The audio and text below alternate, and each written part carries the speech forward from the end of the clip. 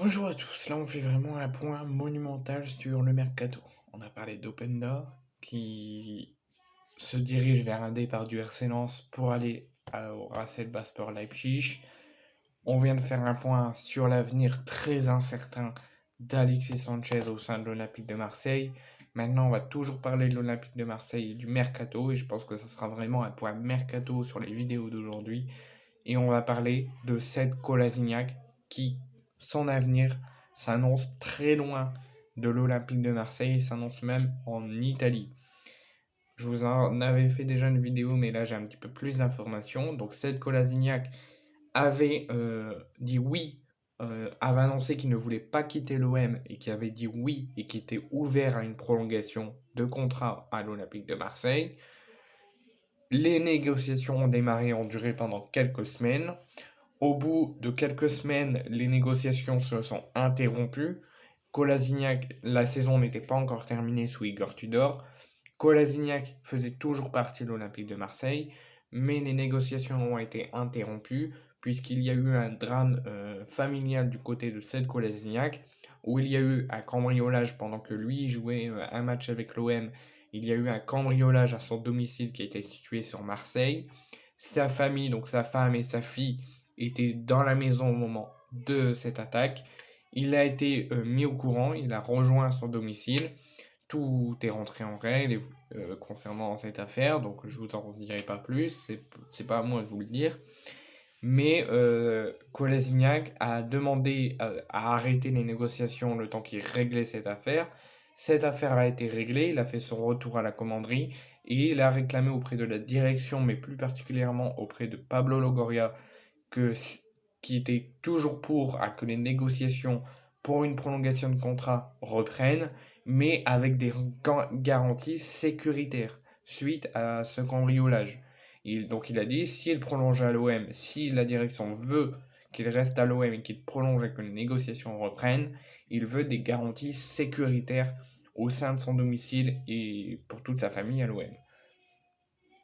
Donc Pablo Longoria et la direction lui ont dit oui, qu'il y aura des garanties sécuritaires s'il prolonge.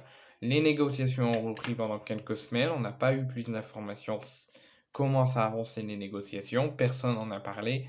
Et là, d'un coup d'un seul, d'un coup de tonnerre, on nous annonce que les négociations ont été arrêtées, ont été rompues par Sead Kolasinac, alors qu'il... Non, Sead Kolasinac n'a pas informé la direction olympienne, donc les négociations étaient toujours en cours. Kolasinac a fait un changement d'avis sans prévenir Pablo Longoria et la direction. Il a entamé des négociations personnelles avec la direction de l'Atalanta Bergame euh, pendant quelques semaines sans rien dire à la direction olympienne. La direction de l'Atalanta n'a eux aussi pas informé la direction olympienne. Plusieurs semaines de négociations et on nous a annoncé qu'un accord verbal était tombé entre Kolasinac et la direction de l'Atalanta. À la suite de cette information, la direction et Pablo Longoria ont été informés.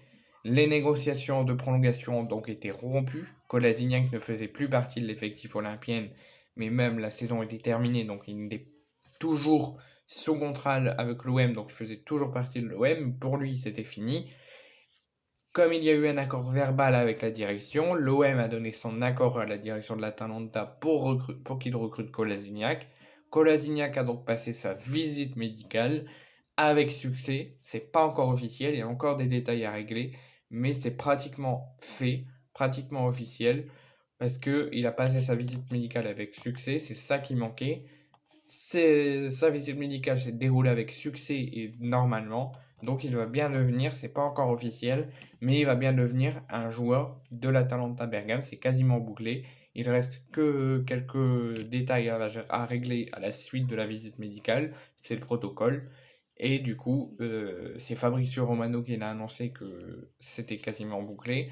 Donc dans les prochaines heures, voire les prochains jours, les détails devraient être réglés, il devrait rejoindre très rapidement l'Atalanta Bergame et il devrait rejoindre notamment un ancien Parisien qui a évolué notamment au Bayer Leverkusen, Mitchell Baker, qui devrait lui aussi rejoindre l'Atalanta Bergame. Donc moi je trouve ça dégueulasse ce que a fait Kolasinac. Vous me dites en commentaire ce que je viens de vous raconter, qu'est-ce que vous en pensez. Mais moi, je trouve que ce que a fait Kolasinac, c'est dégueulasse.